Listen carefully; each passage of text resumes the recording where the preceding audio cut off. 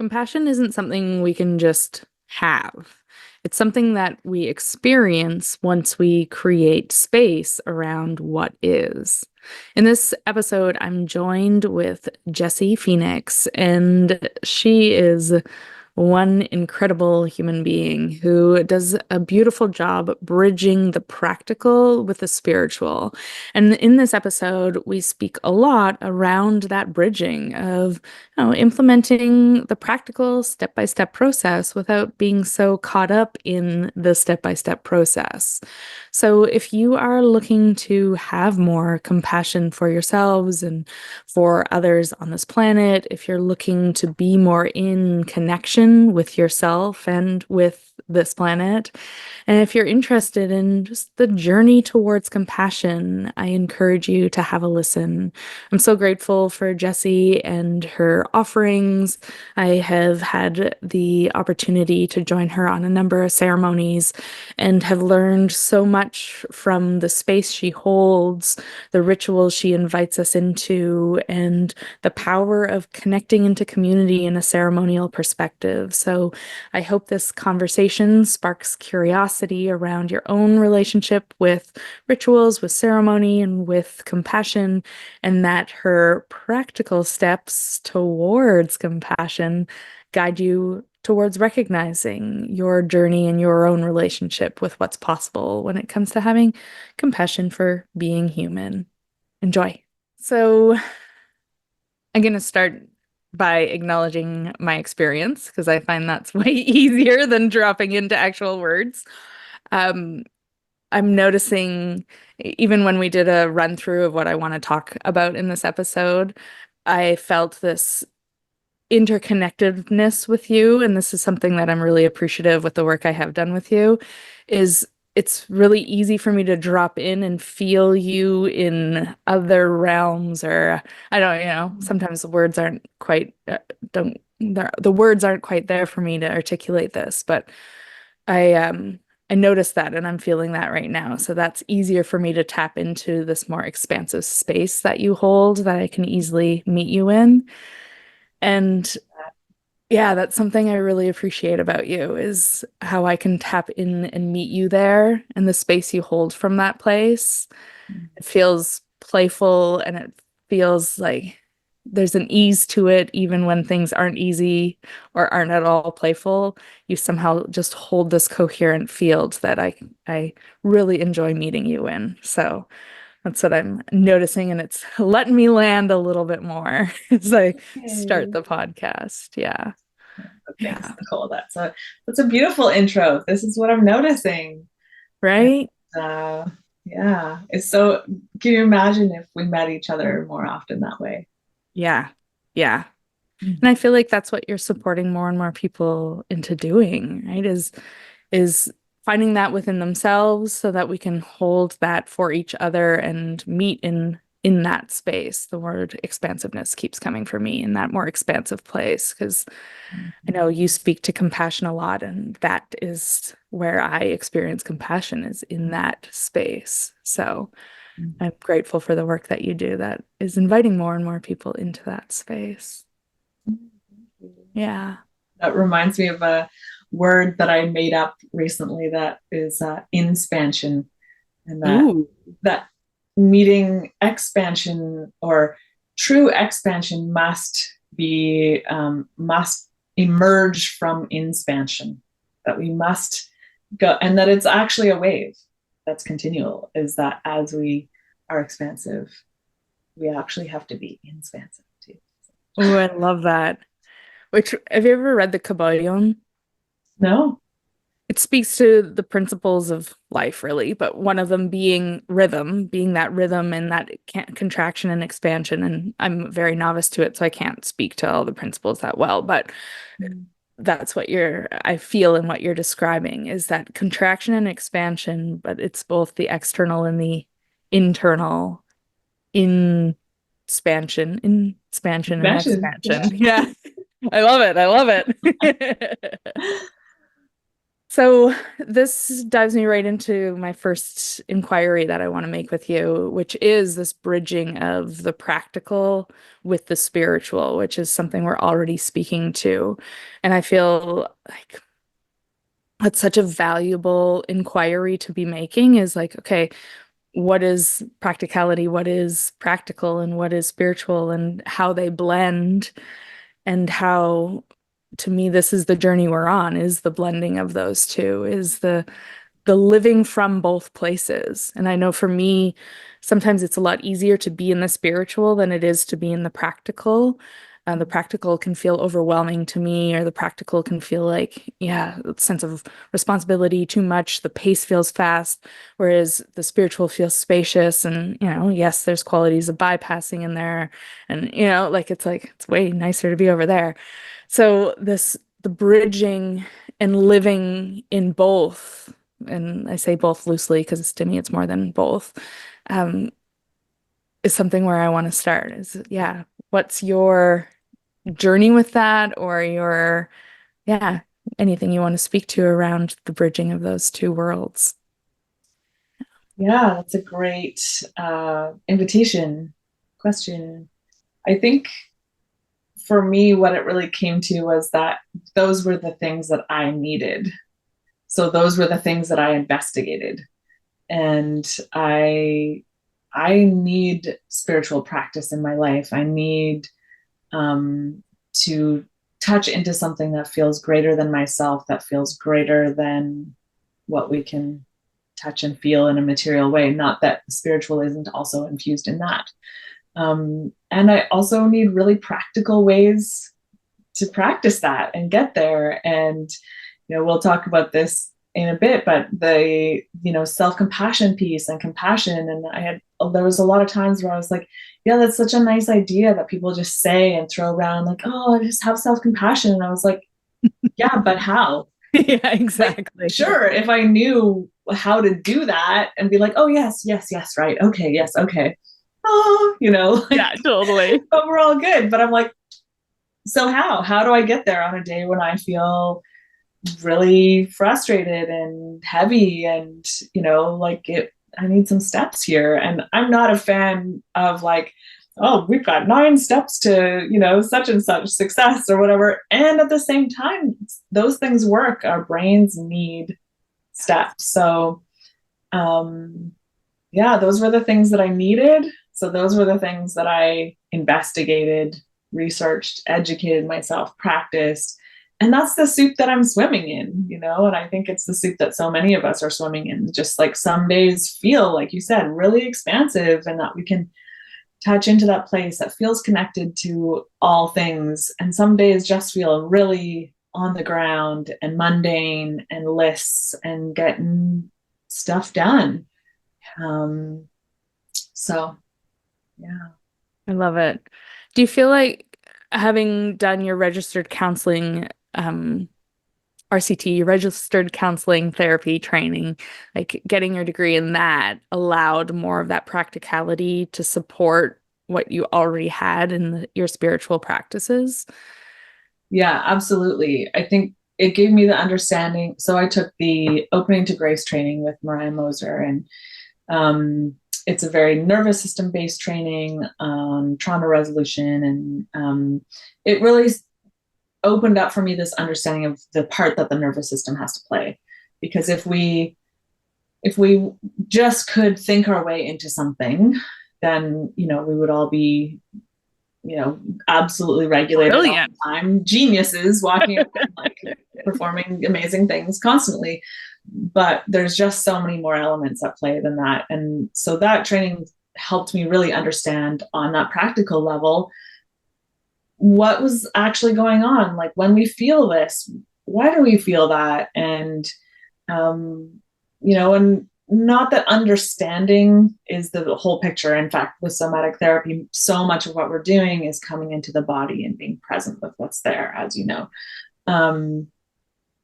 And, but yeah, it just really made it really, I don't know, tangible and understandable through my own life, and then as I looked at it through, as I started seeing clients, having that those pieces to just put together into that puzzle, yeah, with the nervous system just made so much sense Yeah. for that piece of it, and just really put it on the ground into the context of like what it means to live a human life, and how things around us are affecting us, and what we do with those things, the meaning we make of those things, and then how that affects our body, and then how that body responds to what's around us. So I don't know, Yeah.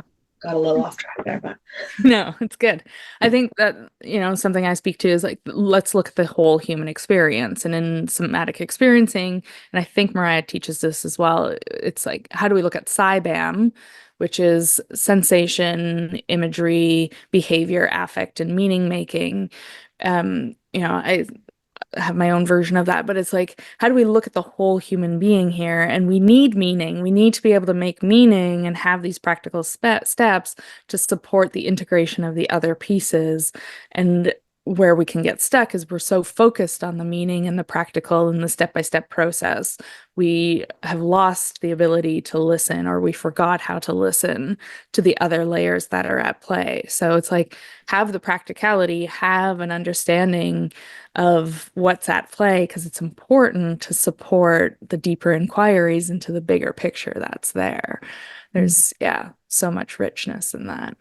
Yeah. yeah, absolutely. And the body is part of that bridge. It's like the body brings the presence, right? Well, we need the mind to come into the body with the presence. But if it's all just thinking and cognitive understanding, and there's no like, hi, here I am, here you are, then it just gets missed, right? Yeah.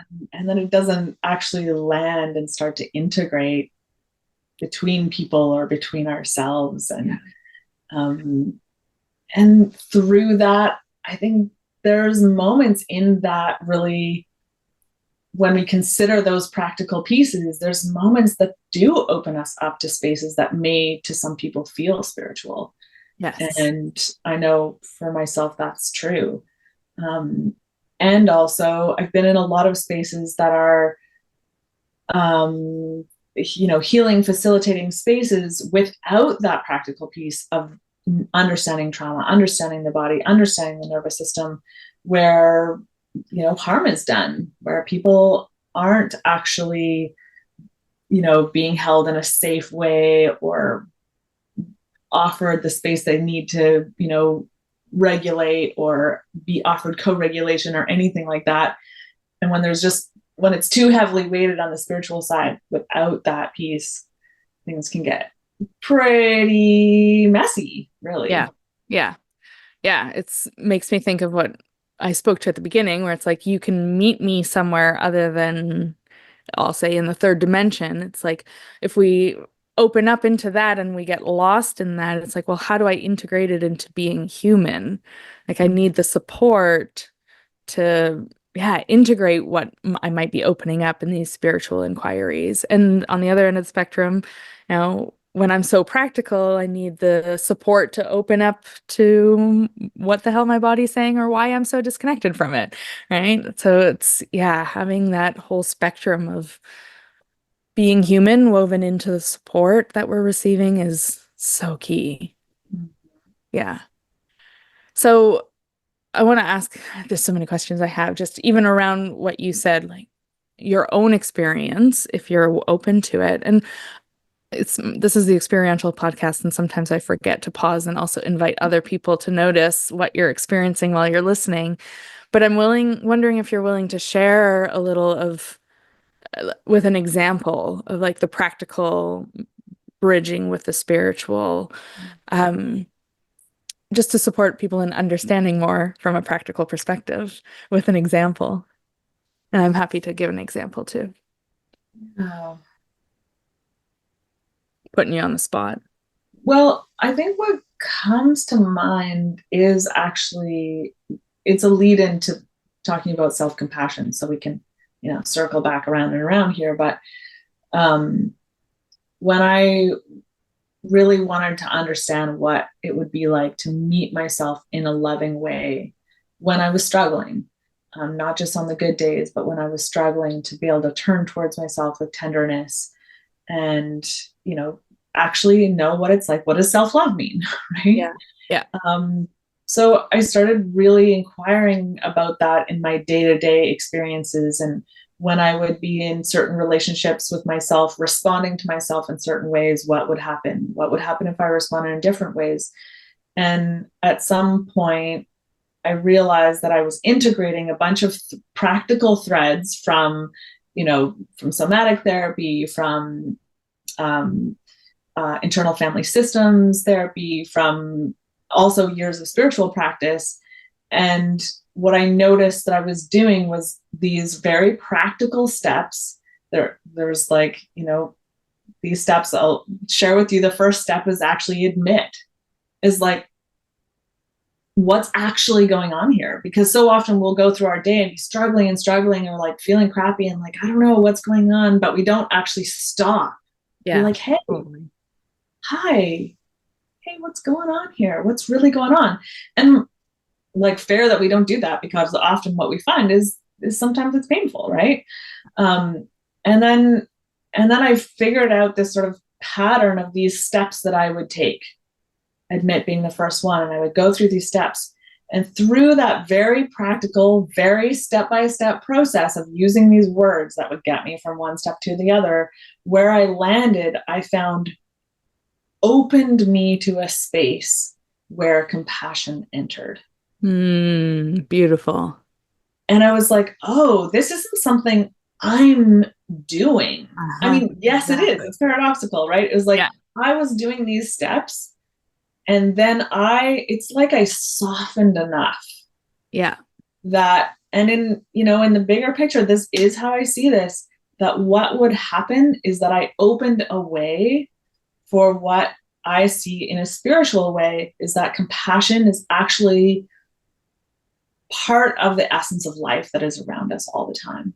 Yes. And that through those steps, I've managed to soften myself enough that I could open to it, and I could feel some of it, and I could be in relationship with it, and I could let it meet me, and I could let it soften me even deeper, and I could stay there. And that felt spiritual to me. That feels spiritual, just like getting to a state where I could be like, oh my God, this is here. I, Jessie, am not creating this compassion. I just got myself to a place where I could be open to it. I got enough of my shit out of the way. I don't know if Yeah. I'm allowed to swear on this podcast. 100%. Okay, Welcome. Yeah. That there was enough space, and compassion just would enter into that space. I was like, wow, that this is beyond me. Yeah. And yet it required me to be very intentional and practical to get here so that I could open to what was beyond me. Yeah. Beautiful. So, Oh, I love it. it's not a specific example, but it's an example it's great. that I practiced again and again. And yeah, no, it's great.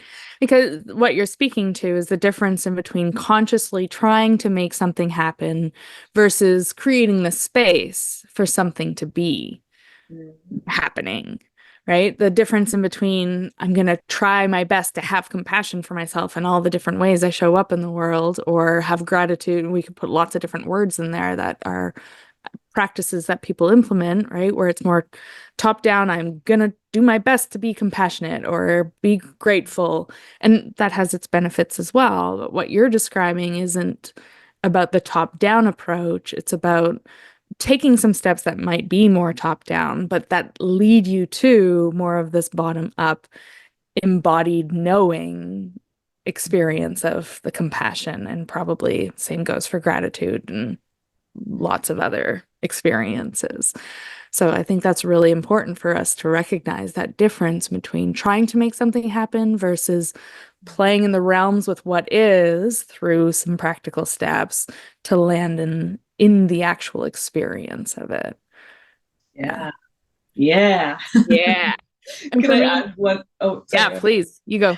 Um, and it's interesting that like mind down, sort of like trying to make something happen. I find that something that we can get tripped up into, and not always, like you said, that practice often has benefits, but the trying to be something other than what we are in the moment can often just like, we can so badly want to be on a different trail, but when we're like just trying to be like, I don't want to be here, we just keep tripping over it and end up on the same trail, right? Just like, but ironic, or I don't know if it's ironic or if it's paradoxical, but just that so often when we just sit with what is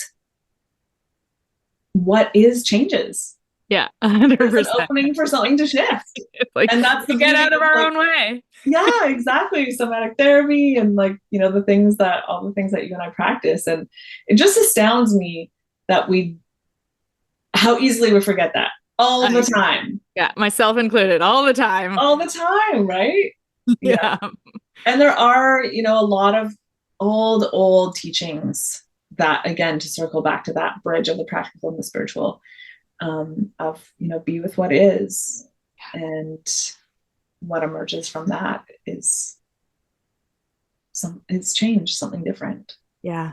Opening. So. And I have to laugh because it's so much easier to do it that way too. Because yeah, we're not in conflict with ourselves or trying so hard to do something other than what the patterns that we find ourselves in are like determined to do.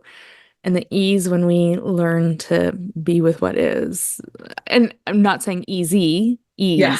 more spaciousness, definitely not always easy. But yeah, that I laugh because I'm like, fuck, there I am getting in my own way again. And yeah, I'm sure listeners can relate to that experience of like trying to make something be different and the invitation of, wow, how do we, for me, it's my first piece is pause and notice. And similar to your practical step of I know admit, yeah, right? It's like admit, pause and notice what is. Just that step alone is an ongoing practice. Totally. Yeah. And Yeah. it can be the hardest one. It's like, Yeah. it can be like stopping a moving train, just Yeah. like, oh, I need to pause and notice here, not just Yeah. keep barreling into this same Yeah. thing. Yeah. Exactly. So what was your example? I'm curious to hear. Yeah. Still want to share that. I didn't have one right away, so let's see if I think it's similar for me. I'll just share what's going on for me right now, even. Um, it's so easy for me to be in, you know, the realm of spirituality. Like I said, like I love living in that space. I feel most like myself there. Um, and I have some background noise happening that's feels really restless, feels really old, feels really intergenerational. Um, but I feel like I've spent a lot of time ignoring it or kind of keeping the door closed to it, or not saying I haven't done many layers of work, but there's something that feels really loud that's there that I am just starting to look at that is like, bringing on a little bit of terror and a little bit of panic. And just the pausing and noticing and remembering, like, okay, wait, I am many realities all at one time. Again, the practical remembering of that allows me to not get consumed by or caught in what feels like a vortex that will like take me down. It allows me to instead hold both experiences and acknowledge, like, oh, hey, I want to look away from this still. And how can I notice how I'm looking away from it? And find the edge where I can look away but acknowledge this other thing exists. And again, it's just the holding what is that is such a ongoing thing for me. Well, noticing things are uncomfortable and things feel scary and it feels like unknown and shift in identity, even though I don't even know what it, I mean, I have some ideas of what it is, but like, so it's again just the ongoing pausing and noticing similar, like reflect with what is and how do I hold coherence while I hold chaos as well in whatever capacity I have to do that. So the practicality of having all the time I need to navigate these layers and remind myself I'm already whole and I'm here and nothing's urgent. I can keep distracting myself all I want if I choose. Um, yeah, that feels really alive for me right now in the dance in between because I could very easily just stay in the distraction or the spiritual, which is a form of distraction in some form, and just like float over there for a while and be like, no, I'm just gonna enjoy nature a bit longer. This is great. Oh, Netflix. Ooh, Bridgerton. I haven't finished that yet. Let's watch, which I'm also doing. Just don't get me wrong. Yeah.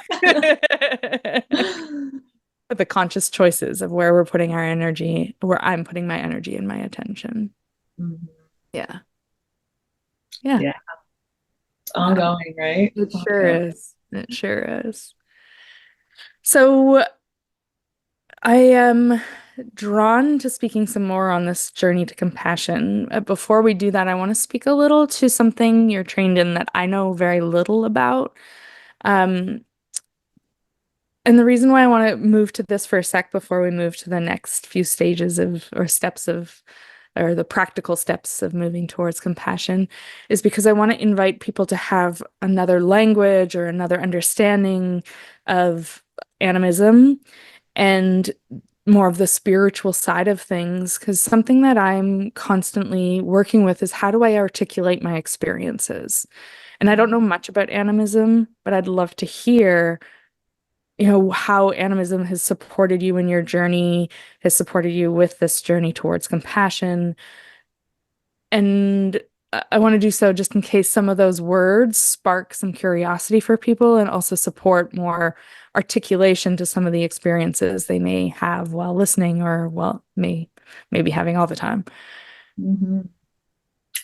Yeah, animism.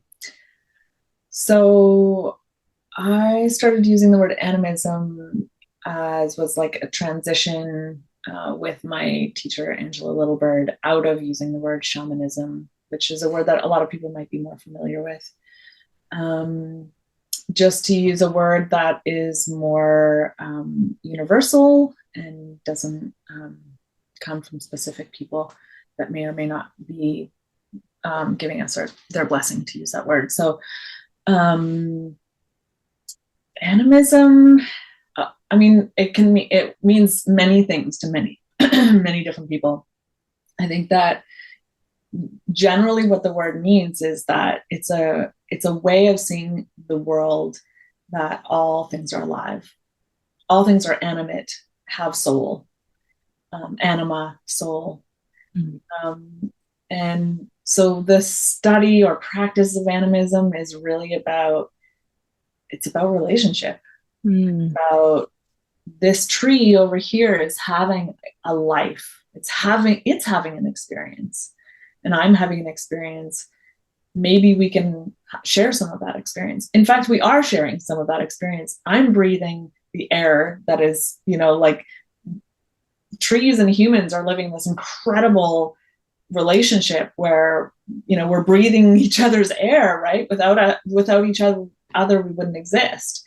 And so animism to me is really about the acknowledgement of that, and then the deepening into practices that allow us to be in communication with those beings that are around us.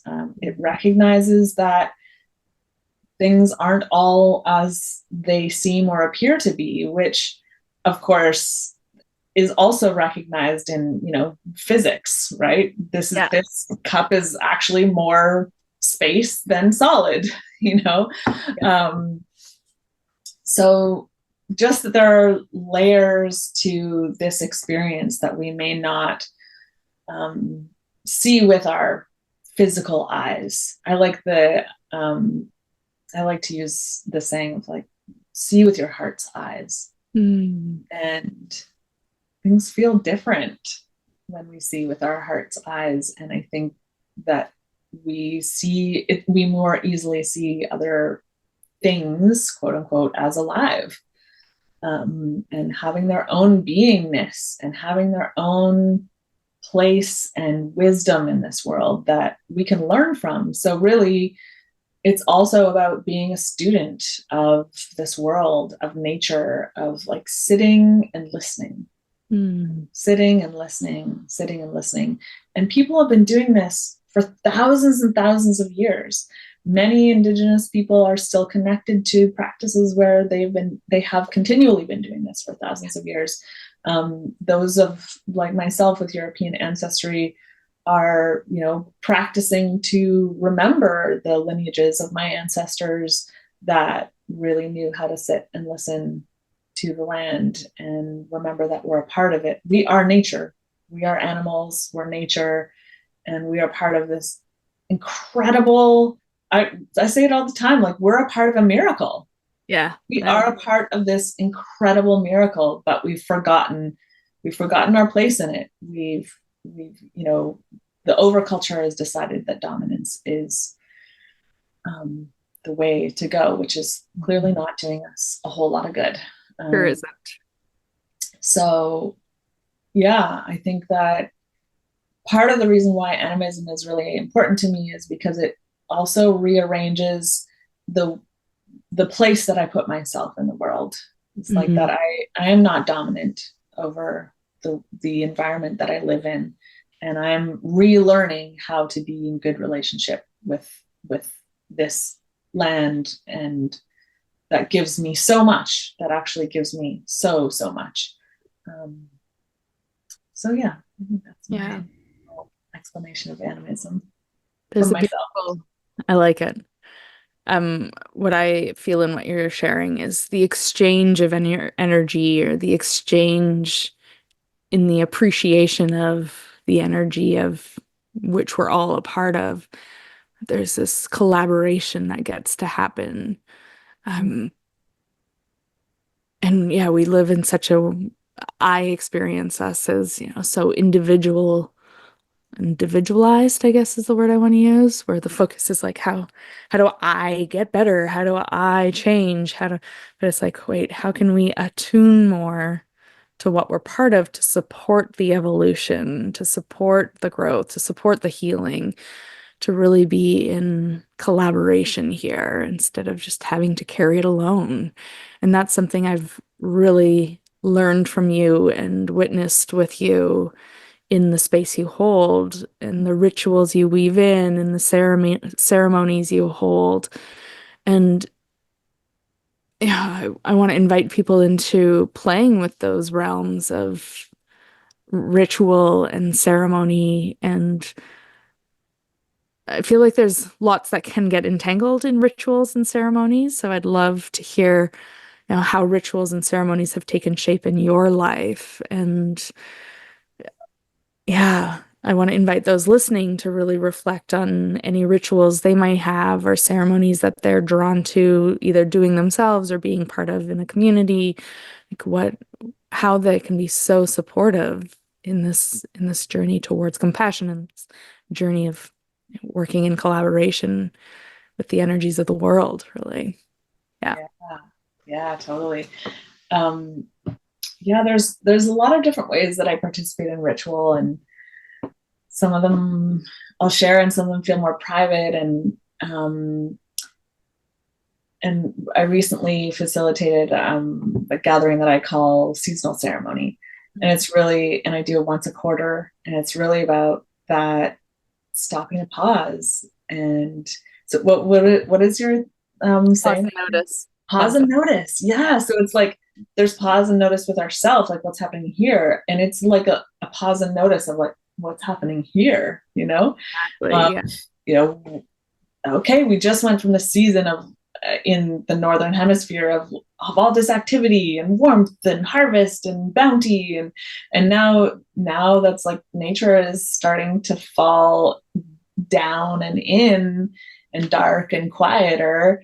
In modern life, we don't really get to do that so much, but I think our bodies really want to. I think that we want that rest, we want that seasonal rhythm. So as much as, a gathering on a Sunday afternoon with a small group of people I think it's really important that we start doing that maybe again, or continue to do that in ways that it's just like that pause and notice. I'm here, I'm changing, this is here, this is changing, and I'm part of that. It's connected. And so what part of me, in the last one, we did this long sound bath and guided meditation. It was really about like standing in this gate, right? Between, on one hand, there's this bounty and there's this harvest. What's the bounty of my life from this beautiful summer season of harvest? And then on the other hand, it's like the leaves are starting to dry and fall. Like what actually is ready to be released and let go? What wants to be in the compost heap? Because we're going to go down and in, and really it's harder to ignore those things when it's dark outside. Like the shadowy parts of ourselves become more known, right? Whether we like it or not. Totally. We're going to just face more of our interiority when in the darker season. So, and I think that doing it together is so important, because one of the things that I love is, and we don't talk a ton in the way that I'm facilitating that specific ceremony, but people will share like 3 words each in a greeting, like my name is, pronouns, and this is what I'm showing up with, 3 words. And it's often like, joy, gratitude, and grief. It can be really, like there can be a wide span of what we're carrying all at once. And I think that, we go through the checkout line in the grocery store. How are you? I'm fine. How are you? I'm fine. How are you? I'm fine.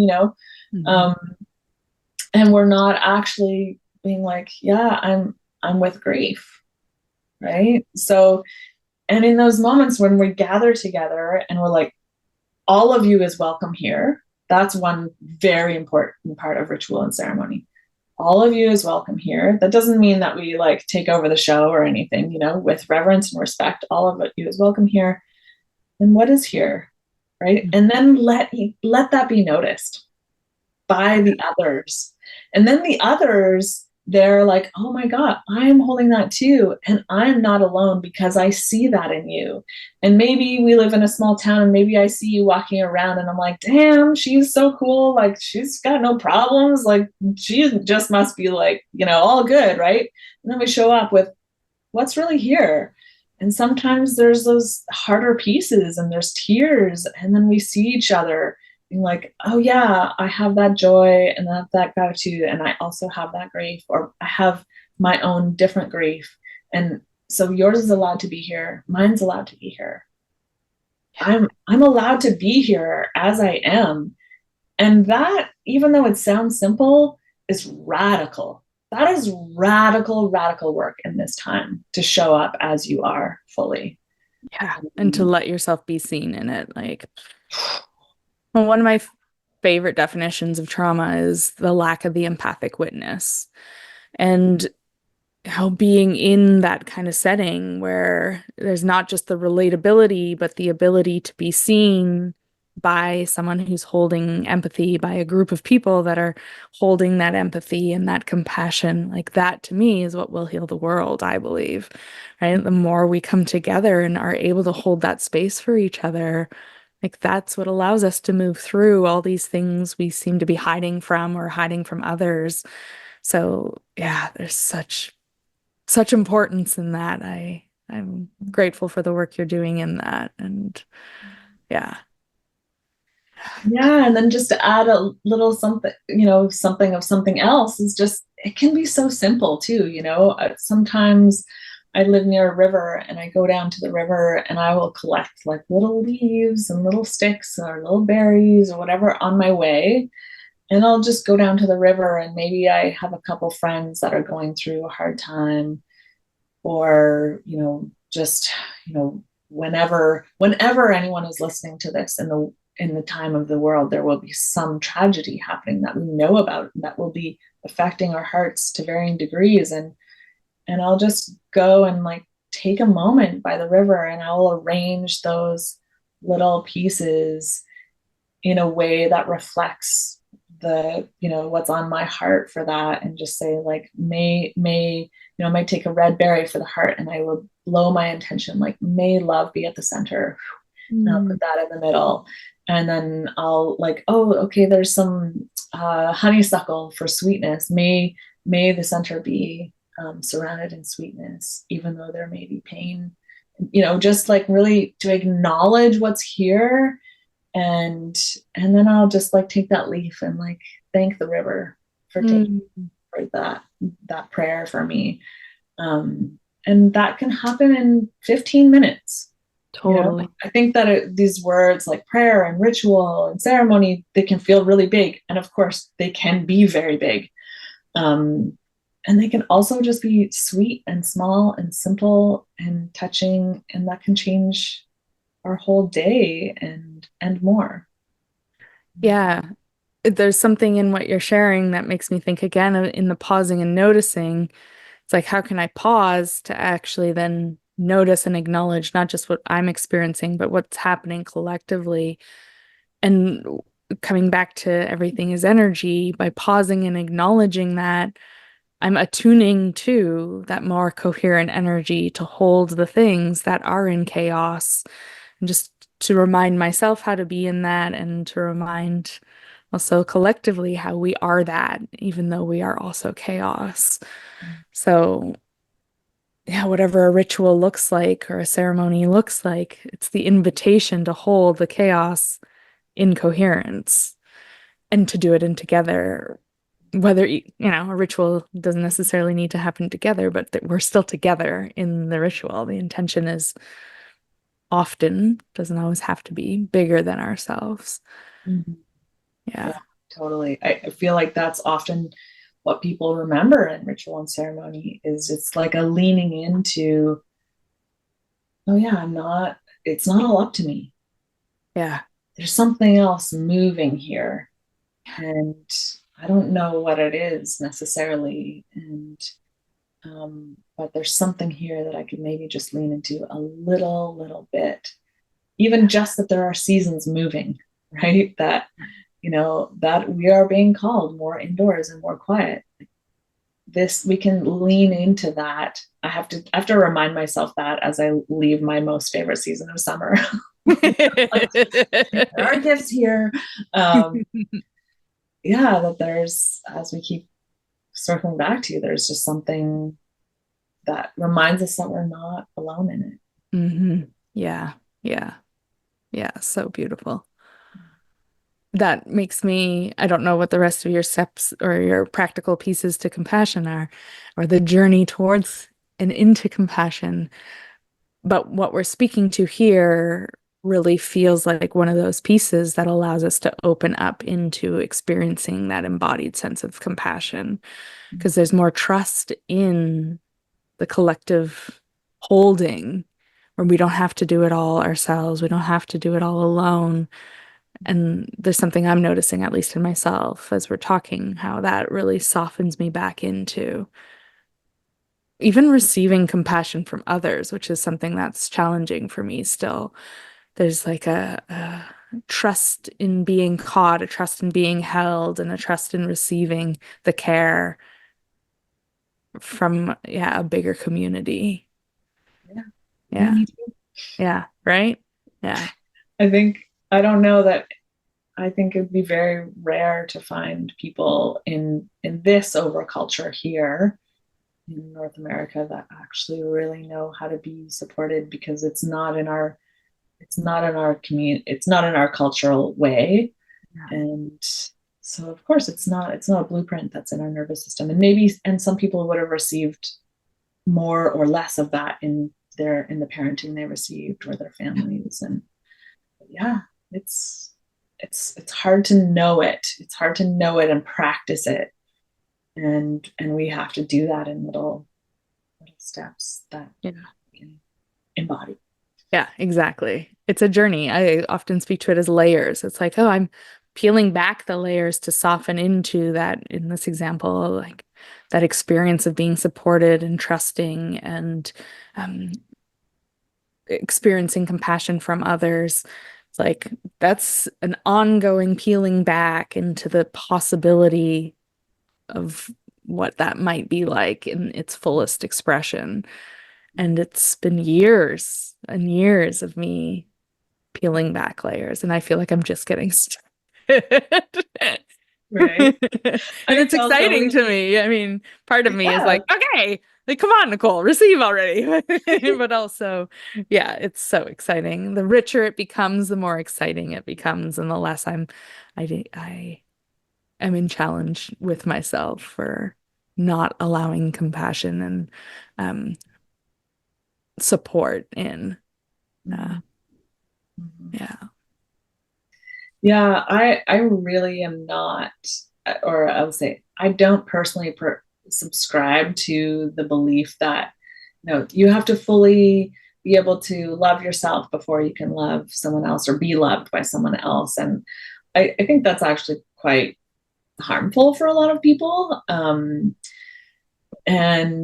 because there are all kinds of people being loved who struggle with loving themselves, and yet I think that there's a like the word tributaries comes to mind. It's like these little rivers that feed all the different places that compassion can happen in our life. Like the more we practice self-compassion and being that loving one towards ourselves, the more it's like a muscle that that compassion, it's like the entryway is like more cleared out and can come in for another person, for someone else in our life, and maybe also to receive it from someone else. So I think that all of that work contributes to the other work, like all these little contributing tributaries I like that. I like that. that that weave that, like the receiving part of compassion, the giving part of compassion, and the meeting oneself with it. I think it all feeds into each other.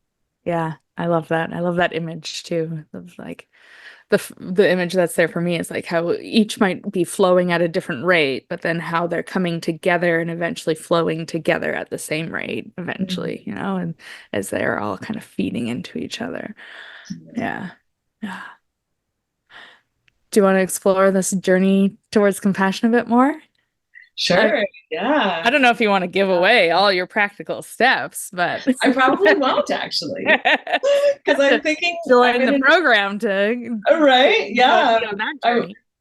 it's partly because, and it's interesting, when I taught the course, I had done it with myself for quite a while, and I was like, okay, this is really changing something going through these steps. And at first, I didn't even know what I was doing. I was just doing a thing. And then I was like, hold on, what am I actually doing here? So I started really breaking it down. I was like, okay, I'm doing that, and I'm doing that, and then do that. And then I started bringing it into my sessions with my clients. Mm. And just like one little step, or just the first step, or, and exploring it, what changes does this make in their process and their experience of receiving therapy, like being in therapy. Um and I noticed that the same thing that it was giving to me was happening for them, was just that, like, all the other things that we can tend to in therapy became easier when that piece of being able to meet oneself with real loving care was there. All the other pieces could move so much easier. Hmm. So when memories came up, or when we're doing, somatic work and things are moving in the body, that things would resolve much more easily. And I was like, self-compassion is like rocket fuel for other therapy, which is like a weird way to put it, but it felt like that for me, for myself. And I would have a therapy session and I would be like pausing the therapist, because I'd be like, hold on, I gotta just do Yeah. the thing here, Yeah. do this Yeah. process. And then I would just move through the whole thing. And then they're like, and then I'd be like, okay, wow, yeah, I'm good. Like, Yeah. I would Just land in needed this the place witness and they're in like, that. okay. Yeah, amazing. And it was like the thing that I was trying to figure out didn't need to be figured out anymore, or the clarity would come just because Oh, I had that piece, just gave me so much. And I also think that I learned so much in all the trainings that I've taken, but it does seem to be missing in the general mhm. culture of therapy. Yeah, Um, agree. and that it can, and much to Mariah Moser's credit in the somatic psychotherapy work, there isn't that such an emphasis on fixing, right? There is more of an emphasis on being. And even then, I found that I was like, oh, but this piece really, like, I needed that piece. Yeah. So yeah, I started practicing with clients, and they started really noticing, you know, I was like, wow, this is really helping people. This is working. And then I was like, okay, I'm going to really break this down because I want to bring it to more people. I don't want it to just be for people that are, you know, seeing me in therapy, and taught it as a course. And part of the reason why, to circle back, like, I'm not going to give away all the steps, is because I actually found it really important to learn a step and then practice it, which may change because I may actually turn it into a book, in which case I'll be like, don't skip ahead. Or if you do, Let it like, integrate first. yeah, take your time. Digest it. Is just that, like, the mind wants to get to the finish line. 100%. Totally. And then there we are getting in our own way again. Exactly. Yeah. Exactly. So even if the first step is admit, and even if admit is like, wow, I'm feeling really grumpy today. Okay, this was me yesterday. I'm feeling grumpy. I'm feeling sad. I'm feeling like, okay, I'm feeling, actually, there's disappointment here. Okay, there's some disappointment and there's some frustration. Just really recognizing what was here, is that you actually have to just be there for a while. Yeah. Just take the time that it takes to recognize what's actually going on. And then to just be with it, to allow it to be there. And that's sort of mixed into some of the next steps. It's like, can I actually allow this to be here? Can I stop pushing away what's actually here? This is what's here. No matter how much I don't want to be sad and grumpy, this is what's happening. And it is amazing how much energy we spend with one part of us feeling something and another part being like, I don't want it. I'm going to push it away. So much energy, right? Yeah. So much conflict. So much conflict. So much conflict. So I was like, I like this expression of like, this work is about getting off the battlefield, your internal battlefield. It's like, let's just stop the battle and just be like, what's here? What is here? Can it be allowed to be here? And thus moves the steps. And really, it's just a deepening of that, you know, the steps. And like, really, are all these necessary, these different words? But because there's these different words, it actually forced me to take different steps and pause with each one. Be like, okay, here I am. I'm going to spend some time now with this step. Yeah. And I'm going to use this language here. And that helps me keep in the pausing and the noticing. Yeah. Stay. Beautiful. Yeah. Stay, right? Yeah. Take time to be here. Yeah. And sometimes I get to step 2 and I'm like, you know what? That's what I can do right now. And already I feel softening. Mm-hmm. Already it feels different. So yeah, it just, and it's been really cool to see what's happened for other people, you know, like clients telling me how, like, wow, I really noticed when I'm doing this work, how much compassion I have for other people. Amazing. Like, I was so struggling with this relationship, and because really I call it radical self-responsibility is part of this self-compassion work. Because as long as it's out there, the mind is just gonna latch onto it being fixed out there and fixing that other person, changing that other person. But we can't. Yeah. Damn it. As much as it's so much easier to blame it and put it out there, because that means we don't have to look at our own stuff. It's so much easier. But yeah, can't do anything with that. Yeah. Radical self-responsibility. Yeah, exactly. Yeah. Yeah. Beautiful. Yeah. But interestingly enough, the result seems to be that when people are practicing it, then where they're pointing that blame, often there's a softening there too. Yes. Yeah. Because we're just admitting what is. Yeah. And allowing it to be there, giving it the space to be there. Yeah. So I want to invite listeners even right now to pause and admit like what is alive right in this moment.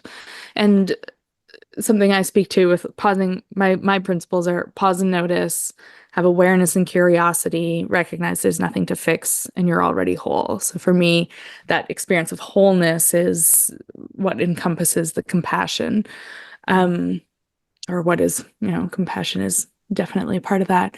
But in the pausing and noticing and admitting, it's like see all the layers that are at play. Like you said, the thing that is, you know, feeling grumpy, and the other part that is like frustrated that I'm feeling grumpy. Okay, there's two experiences here of many, and there's the conflict. So to notice I'm trying to fix my grumpiness with my frustration, to see the layers at play there is so beneficial because it, like, to me at least, it's like teasing it all apart to see a map of my experience. And then, yeah, it makes sense that I feel this way, right? And to allow those to all be there is so juicy and hard and very hard. Yeah. Totally. I'm Yeah. so curious what your other steps are. I'll have to sign up for your program. I mean, it's all, you know, I love hearing your principles, right? Because it's all kind Yeah, of the same, totally.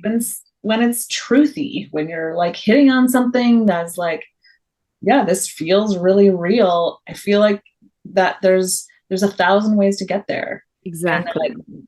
I used to be like, oh, like who needs another freaking program on this? There's already books out there. There's, Kristen Neff's work, and there's so many people doing this work. Yeah. But there's also a lot of people on this earth that Yeah. all can access practices with different language and different resonance. And so if my way works for some people, great. And your way works for some people, great. Like, we just need to be doing this. Exactly. And I love how it all, it's all same, different, as they say in Thailand.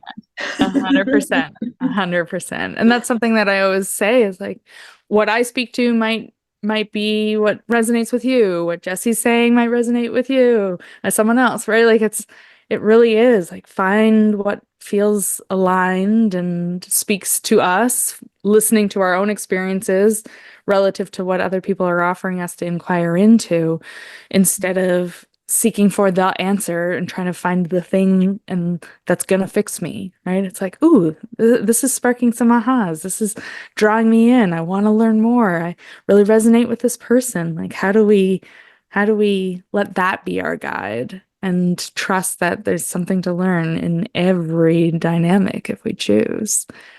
Makes me think when I first started teaching yoga, I shortly after got into Feldenkrais, which is all about exploring what your patterns and your habits are and learning how to move with more ease. And that really changed how I taught yoga because I was looking at things from more of the perspective of curiosity instead of like follow these steps, really, which for some yoga practitioners, that's a big part of the practice. So I went to a yoga class and I was so angry because I had heard these incredible things about this practitioner or this teacher. I was so excited to go. And then there was a sub, and it was an Ashtanga class, and it was so structured. And the whole time I was just furious and angry because, it wasn't what I expected or what I wanted. And yet I got to learn something in that because I was in my anger in response to this person's simplicity of how they were teaching. And that's where it's like, yeah, follow where you're drawn, and there's always something to learn. And then what are the next steps we take with that? That's obviously up to us. But Mhm. there's, yeah, something so rich in what all of us have to offer. Totally. Yeah. Yeah, and I think it's part of that, like decolonizing the Eurocentric ways of thinking of like, if Yes. there's a right way, that this is the way that we fix this thing. And that's just not how this world works, right? There are many ways to tend to many things. Yeah. And I think we live in a time that we need to remember that. Yeah. Remember that, because part of it feeds, when we forget that, which we do all the time, it Hmm. feeds this part of us that thinks that we're doing it the wrong way. Yeah. And there, yeah. That there's something wrong with us, that we have to, yeah, change who we are to fit in, that we have to do this to be accepted. Yeah, all that comes back online because we've also been in those dynamics for a long time. We've forgotten how to remember and to listen and to trust ourselves. Yeah. Yeah.